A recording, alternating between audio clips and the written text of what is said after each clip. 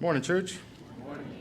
Today's scripture reading is in 1 John, verses 7 through 11. The word of the Lord. Beloved, I am writing you no new commandment, but an old commandment that you had from the beginning. The old commandment is the word that you have heard. At the same time, it is a new commandment that I am writing to you, which is true in him and in you, because the darkness is passing away, and the true light is already shining. Whoever says he is in the light and hates his brother is still in darkness. Whoever loves his brother abides in the light, and in him there is no cause for stumbling. But whoever hates his brother is in the darkness and walks in the darkness, and does not know where he is going, because the darkness has blinded his eyes. You can be seated. Don't get confused by it's not a new one, it's an old one, but still it's a new one. It's pretty straightforward. He's just echoing the words of Christ. In the Gospel of John, Christ just says, I give you a new commandment, to love, fulfilling all the commandments by loving each other.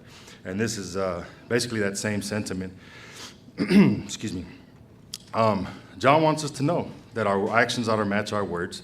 If we say we're in the light and we don't love our brother, then it's not the case. If we have hatred, then it's the darkness in us that's being exposed and by that light. So we ought to be those stepping out into the light, basking in it, rejoicing in it, amongst each other especially. And the crux of this is in the middle. The reason why we miss this, why we hate each other and say we're in the light and walk in darkness and stumble over what somebody else might have done, is in verse 8. He says, because the darkness is passing away and the true light is already shining. Just as in the creation narrative, darkness to light, formless void, then he says, let there be light. It's a constant narrative throughout Scripture. And John is basically saying, if we are hating, if we live in darkness, it's because we're missing the bigger picture. We're not seeing the fuller scope.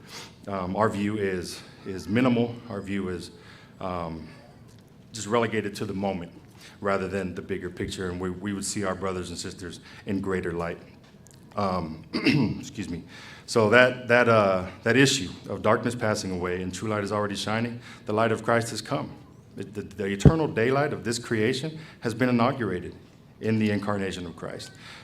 We ought to be acting like that's the case, living like that's the case, and the darkness gets cast out in each one of us, knowing that in the full scope of this thing, as it's projected out to its consummation to the end of history, that eternal city will have no need of sun or moon or me and you to do anything regarding light, because the light of Christ will be shining eternally in that eternal city.